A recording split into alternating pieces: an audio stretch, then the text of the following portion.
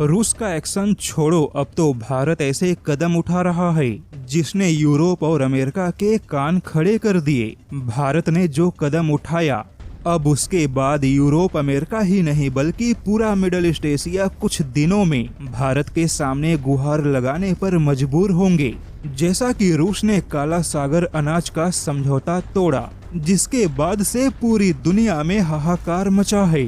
लेकिन जैसा कि रूस के अनाज समझौते को तोड़ने के तुरंत बाद भारत ने भी अपने गैर बासमती सफेद चावल के निर्यात पर प्रतिबंध लगा दिया, जिसके बाद पूरे यूरोप और अमेरिका के बाजारों में हाहाकार मच गया। लेकिन भारत की ओर से चावल पर प्रतिबंध लगाने का हाहाकार अभी थमा भी नहीं था। दुनिया अभी चावल को लेकर भारत के सामने गुहार लगा ही रही थी कि अब भारत ने अचानक से अपने भूसी के निर्यात को रोकने का ऐलान कर दिया।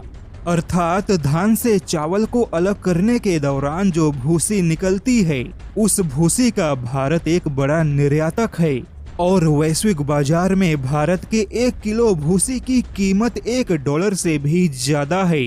धान से निकलने वाले भूसी का इस्तेमाल बड़े पैमाने पर केमिकल और खाद बनाने के अलावा दुनिया भर में बड़े पैमाने पर पशुओं के चारे के तौर पे इस्तेमाल होता है।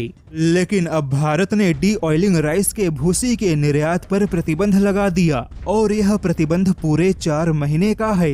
बता दे कि भारत के ऐसे प्रतिबंध के बाद पूरे यूरोप, अमेरिका और खास करके मिडल ईस्ट एशिया में पशुओं के चारे की कीमतें भी आसमान छुएंगी। वहीं इस समय भारत के चावल में छूट पाने के लिए सिंगापुर का पूरा तंत्र भारत के चक्कर लगा रहा है और केवल सिंगापुर ही नहीं बल्कि भारत के चावल के लिए यूरोप, अमेरिका के अलावा 18 से भी ज्यादा मुस्लिम देश लाइन में खड़े हैं। अब देखा जाए तो रूस के अनाज समझौते को तोड़ने के बाद जिस प्रकार से भारत भी अपने निर्यात पर प्रतिबंध लगा रहा है, उसने पूरी दुनिया की चिंता बढ़ा दी।